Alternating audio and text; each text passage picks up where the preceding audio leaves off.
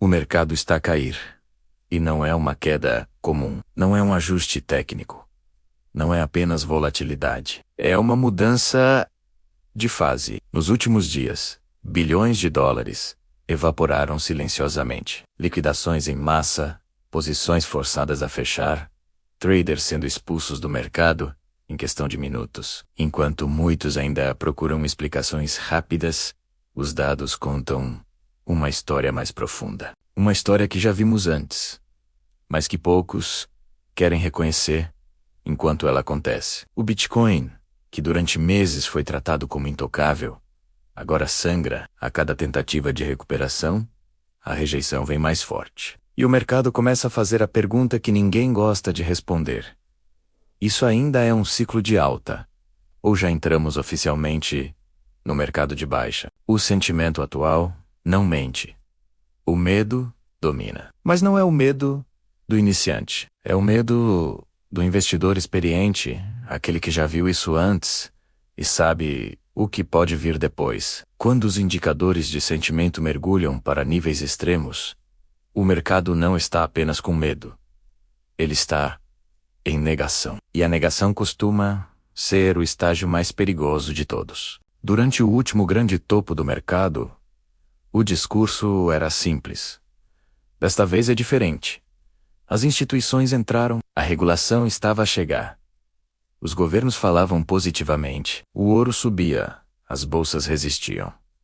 Tudo parecia alinhado, mas algo quebrou no meio do caminho.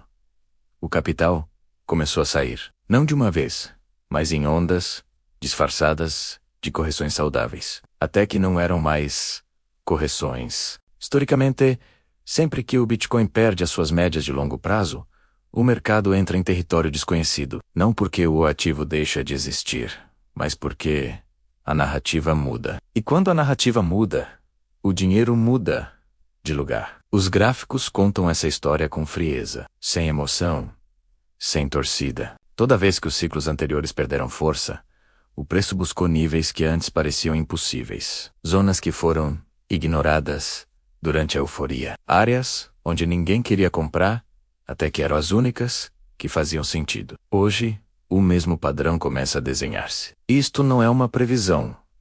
É um comportamento que se repete. E enquanto alguns insistem que o fundo já passou, o mercado continua a testar a paciência de todos. A verdade é que ninguém sabe onde fica o fundo.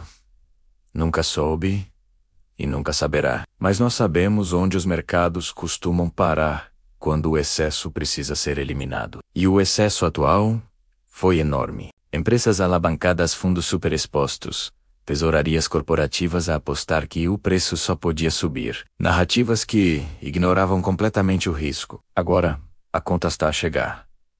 Algumas empresas ainda resistem. Outras começam a reduzir a sua exposição silenciosamente. Não fazem anúncios dramáticos.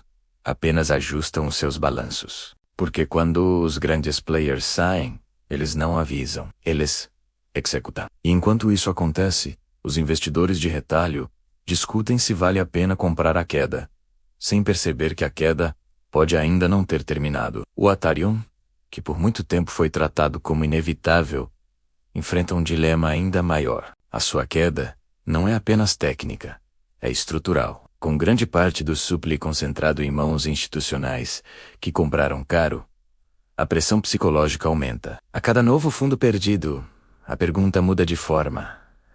Não é mais quanto pode subir, mas sim até onde pode cair. E quando esta pergunta domina o mercado, o capital retrai-se. Ao mesmo tempo, novas narrativas tentam nascer: tokenização, pagamentos instantâneos, integração com sistemas tradicionais. Mas nenhuma inovação prospera no mercado que ainda está a drenar o excesso. Antes da reconstrução, vem a limpeza. Alguns ativos vão sobreviver, outros não. Alguns projetos sairão mais fortes. Outros desaparecerão, sem deixar vestígios. Isso sempre aconteceu. E sempre acontecerá. O que torna este momento diferente não é a tecnologia. É a escala. Nunca antes tantos bilhões estiveram tão expostos ao mesmo risco.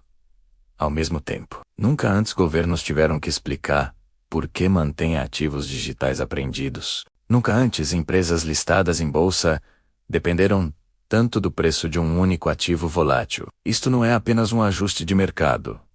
É um teste de maturidade. Quem entende os ciclos, observa. Quem ignora os ciclos, sofre. E enquanto muitos buscam esperança em notícias pontuais, o mercado continua a fazer o que sempre fez: punir o excesso, reprecificar o risco, reorganizar o poder. O verdadeiro fundo não será marcado por euforia, será marcado por silêncio. Poucos vídeos, poucos comentários, pouca convicção. Quando ninguém mais quiser falar sobre cripto, é aí que o jogo recomeça. Até lá, o mercado continua em modo de sobrevivência. E a pergunta não é se ele vai mudar, mas sim quem estará vivo quando isso acontecer.